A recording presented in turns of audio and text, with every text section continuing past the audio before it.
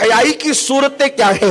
پہلی صورت تو بے حیائی کی یہ ہے کہ اللہ اکبر، خواتین اسلام جو ہے معاذ اللہ پردے سے بالکل بے پردہ ہو چکی ہے، پردے سے بالکل دور ہو چکی ہے۔ آج کل کی لڑکیاں فیشن کے نام پر دوپٹوں کو مفلر بنا چکی ہے، گلے میں لٹکاتی ہے، اس کے بعد چھوٹی آستین کے کپڑے پہنتی ہے، اس کے بعد باریک اور پتلے لباس پہنتی ہے۔ اے خاتون جنت کی کنیزوں، بار بار گفتگو اجتماع میں اس پر کی جاتی ہے، لیکن کیا ہو گیا میری قوم کی بیٹیوں کو؟ ان کے کانوں پر جو تک نہیں رہتی۔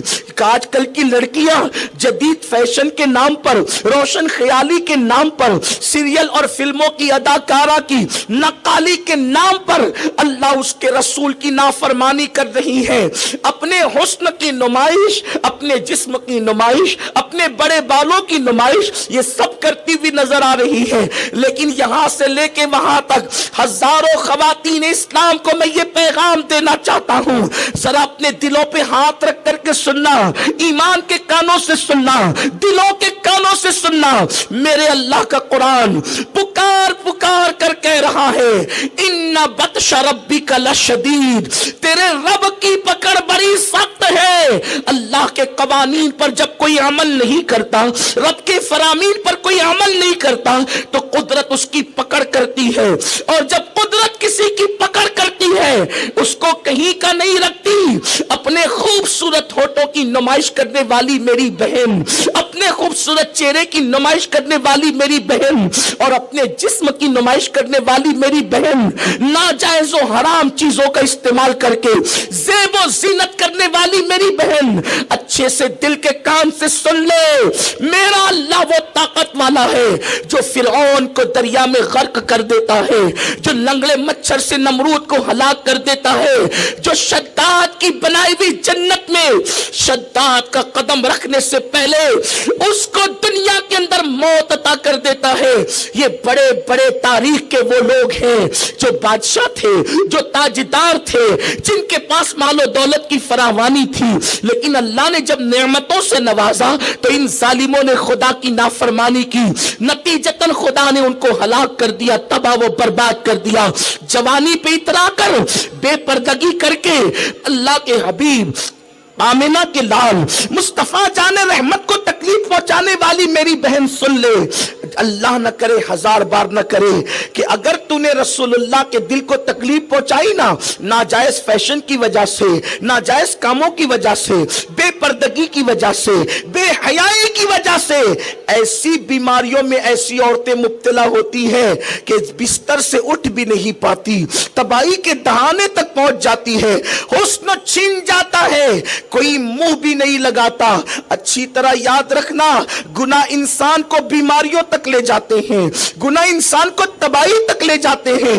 گناہ کرنا انسان کو بہت اچھا لگتا ہے، لیکن جب قدرت کسی پر پکڑ کرتی ہے، قدرت اپنے شکنجے میں جب کسی کو جکڑتی ہے تو پھر انسان روتا ہے اور اس کے ہاتھ بھی توبہ کے لیے نہیں اٹھتے۔ اے خاتون جنت کی کنیزوں، ایسے کام مت کرو جس سے اللہ غضبناک ہو جائے، جس سے اللہ تم سے ناراض ہو جائے۔ اللہ اکبر۔ آج اگر علماء کہیں پردے کی پابندی کرو تو آج کل کی لڑکیاں ہنستی ہے، مولانا یہ پرانے دور کی بات ہے۔ نہیں میری بہن، یہ پرانے دور کی بات نہیں ہے، یہ اللہ کا فرمان ہے، اس کے محبوب کا فرمان ہے۔ عورت صنف نازک ہے، عورت پھول سے زیادہ قیمتی ہے، عورت سونے سے زیادہ قیمتی ہے، عورت ہیرے جواہرات سے زیادہ قیمتی ہے۔ اس لیے عورت کا حسن اگر محفوظ ہوگا تو پردے کی وجہ سے۔ حضرت ام المومنین عائشہ صدیقہ سلام اللہ علیہا ارشاد فرماتی ہیں، جب پردے کا حکم نازل ہوا تو مدینہ منورہ میں اللہ کے حبیب نے صحابہ کو آیت پڑھ کر کے سنائی کہ پردے کا حکم آ گیا ہے۔ اس وقت انصار کی کچھ عورتیں ایسی تھیں کہ جن کے پاس دوپٹے نہیں تھے تو انہوں نے اپنے کمر بند پر، کمر پہ جو پٹکا باندھتی تھی، اس کمر کے پٹکے کو کھول کر کے اپنا دوپٹہ بنا لیا۔ اور پھر ہم نے دیکھا مدینہ منورہ میں فجر کی نماز میں جتنی عورتیں مسجد نبوی میں آئی، کوئی عورت بغیر دوپٹے کے نہ تھی، حتیٰ کہ ان کے پاس دوپٹے نہیں تھے، اور وہ دور اتنا مالداری کا دور بھی نہیں تھا۔ तो कमर के पटके उन्होंने दुपट्टे बना लिए। लेकिन आज कौम की बेटियों को बार बार कहा जाता है मेरी बहनों दुपट्टा सर पे ओढ़ो, बल्कि इस्लाम सिर्फ दुपट्टा ओढ़ने की बात नहीं करता, इस्लाम घूंघट लेने की बात करता है, यानी कि दुपट्टा थोड़ा सा ज्यादा नीचे खींचा जाए ताकि उससे आपका चेहरा छुपा हुआ हो। आजकल की लड़कियां पहले तो दुपट्टा ही नहीं ओढ़ती, ये घूंघट कहां से लेंगी, और फिर बहाने करती है औरतें कि मौलाना घबराहट होती है, मौलाना तकलीफ होती है, घूंघट लेने से तकलीफ होती है, बुर्का पहनने से तकलीफ होती है, चेहरा छुपाने से तकलीफ होती है। सुनो सुनो, आज ये चंद मिनट के दुपट्टे ओढ़ने के बहाने करने वाली हो, अल्लाह अकबर, घबराहट का बहाना करने वाली हो, ये घबराहट की कोई हैसियत नहीं है। अगर तुम घूंघट डालोगी, उसकी आदी बन जाओगी तो तुम्हें सुकून मिलेगा, तुम्हें इत्मीनान मिलेगा, तुम्हें करार मिलेगा। और अगर तुमने अल्लाह के हुक्म पे अमल नहीं किया तो फिर कब्र की काली कोठरी में तुम्हें एक दिन डाला जाएगा, जिस दिन तुम्हारी रूह का रिश्ता तुम्हारे जिस्म से टूट जाएगा। ना शौहर तुम्हारा रहेगा, ना बच्चे तुम्हारे रहेंगे, ना घर तुम्हारा रहेगा, ना ज़ेवरात तुम्हारे रहेंगे, ना लिबास तुम्हारे रहेंगे।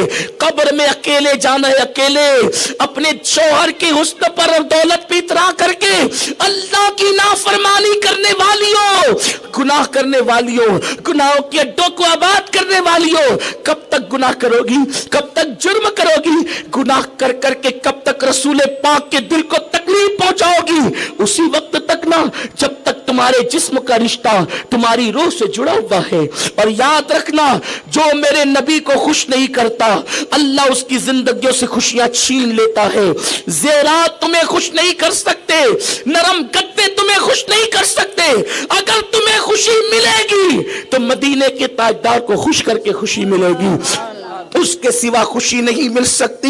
इसलिए कि जब तक के मदीने से इशारे नहीं होते, रोशन कभी किस्मत के सितारे नहीं होते, मिलती ना अगर भीख हुजूर आपके दर से, इस शान से मंगतों के गुजारे नहीं होते। मेरे प्यारे आका ने सलाम की कनीजों, याद रखना एक दिन मौत है, आखिर मौत है, मौत आने वाली है, जल्द आने वाली है। मौत का कोई वक्त मौत का कोई टाइम हमें बताया नहीं गया है। मौत का एक वक्त मुतय्यन है। आपको 35 साल की कड़ियल जवानी में भी मौत आएगी, आपको 18 साल की कड़ियल जवानी में भी मौत आएगी, आपको 25 और 27 साल की कड़ियल जवानी में भी मौत आएगी। अल्लाह रसूल की नाफरमानी करने वालियों, घूंघट से घबराने वालियों, पर्दों से घबराने वालियों, काफिर और मुशरिकों के बहकावे में आकर शैतान ने तुम्हें अगवा कर लिया है। शैतान के जाल में फंसने वाली मेरी बहनों, जब तुम्हें तुम्हारी कब्र में रख दिया जाएगा, उस वक्त चारों तरफ से कब्र तुम्हें दबाएगी, कब्र जहन्नम के गढ़ों में से गड़ा बन जाएगी। कब वो भयानक जहन्नम की आग जो दुनिया की आग से 70 दर्जा ज्यादा सख्त है, दुनिया की आग भी दिन में 36 मरतबा जहन्नम की आग से पनाह मांगती है। वो आग तुम्हारी कब्र में दहकाई जाएगी। झटका लगने पर दिन भर बेचैन रहती हो, ये ट्यूब लगा लो, वो मरहम लगा लो, वो पट्टी लगा लो। अरे छोटे से अंगार के झटका तुम्हें इतना तकलीफ पहुंचाता है, जब बेपर्दगी की वजह से तुम्हारी पूरी कब्र में जहन्नम की आग भड़काई जाएगी। बोलो, क्या कोई शौहर मदद के लिए आएगा, कोई मां मदद के लिए आएगी, कोई भाई मदद के लिए आएगा? नहीं नहीं, कोई मदद के लिए नहीं आएगा। ये बेवफा दुनिया ने किसके साथ वफा की है जो तुम्हारे और मेरे साथ वफा करेंगे लोग? नहीं नहीं, कोई मददगार नहीं है। अगर वहां कब्र में भी कोई मदद करने वाला है तो एक जात है जिसे मोहम्मद रसूलुल्लाह कहते हैं, आमिना का लाल कहते हैं, अब्दुल्लाह का लगते जिगर, महबूब रब्बुल आलमीन, अल्लाह अकबर, महबूब किबरिया, अल्लाह का हबीब, अल्लाह का नायब आजम, अल्लाह रब्बुल इज्जत का नायब आजम, खलीफे आजम मुस्तफा जान रहमत मदद करेंगे। लेकिन हमने उन्हें खुश कहां किया? हमने उन्हें